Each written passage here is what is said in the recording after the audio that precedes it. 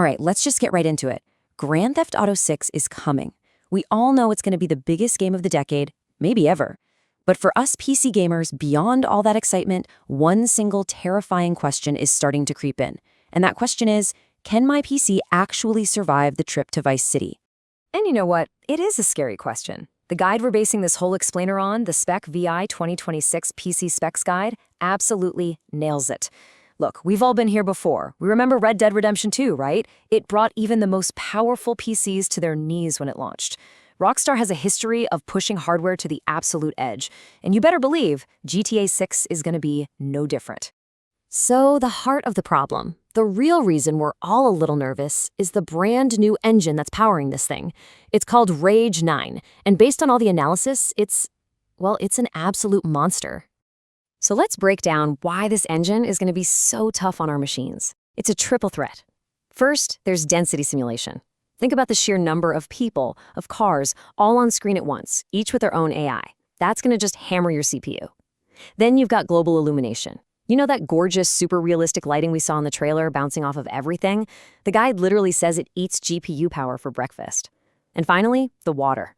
Those ocean physics are set to be the most complex and realistic we have ever seen in a game. With all that graphical candy, it's not just about raw horsepower anymore. No, the single biggest bottleneck for a lot of modern graphics cards, and the one that's going to catch people by surprise, is VRAM, video memory. It's the new king. And this is the number that should have a lot of PC gamers feeling a little bit nervous. 8 gigabytes. For years, 8 gigabytes of VRAM has been a totally respectable, solid amount. But for Grand Theft Auto 6, it might just be the breaking point. The SpecVI guide does not pull any punches here. They say that 8 gigabytes VRAM limit is straight up dangerous. So what does that actually mean for you? Well, it means your GPU might not have enough memory to hold all of Vice City's gorgeous high-res textures. And when that happens, you get nasty, game-breaking stuttering no matter how fast the actual chip on your card is. So here's the crucial takeaway. If you're thinking about upgrading your GPU specifically for this game, the guide's advice is crystal clear. Don't even consider an 8 gigabyte card.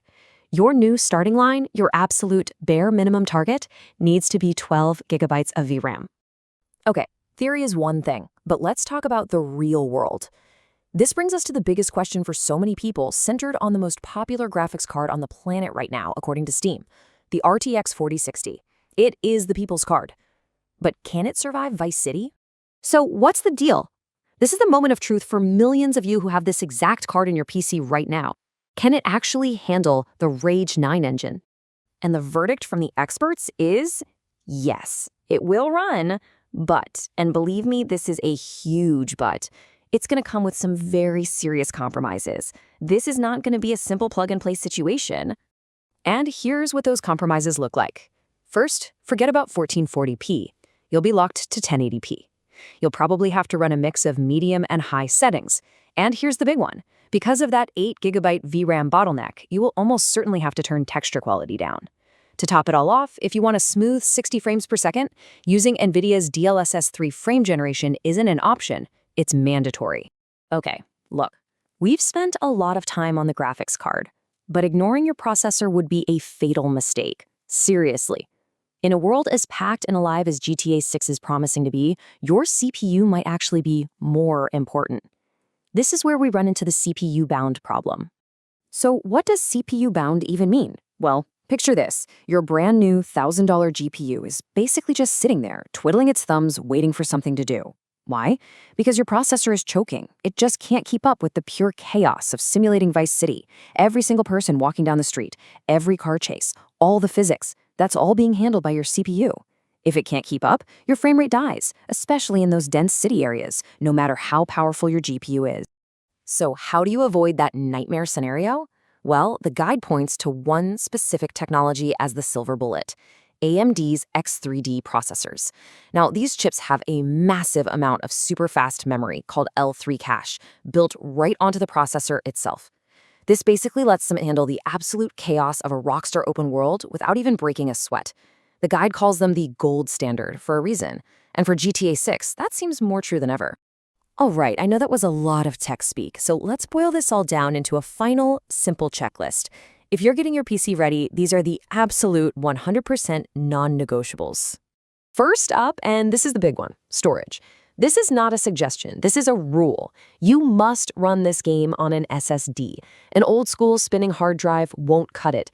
The game streams in the world around you so fast that if you try to use one, you'll see buildings that look like melted clay and roads that literally disappear right from under your car. You need an SSD, period. And for your graphics card, here's a quick look at the performance targets. For a bare minimum 1080p experience, you're looking at something in the ballpark of an RTX 2070. For that recommended 1440p sweet spot, you're aiming for an RTX 4070. And if you're one of the brave souls going for 4K Ultra, you're going to need the best of the best, an RTX 4090, or maybe even whatever comes next, like a 5080. Now listen, this was just the high-level overview. The full SpecVI guide goes so much deeper, with specific CPU recommendations, RAM, the whole 9 yards. You should really go check it out for the full breakdown. So at the end of the day, the real question isn't just if your rig is ready for Vice City, but what compromises you're willing to make to stay there.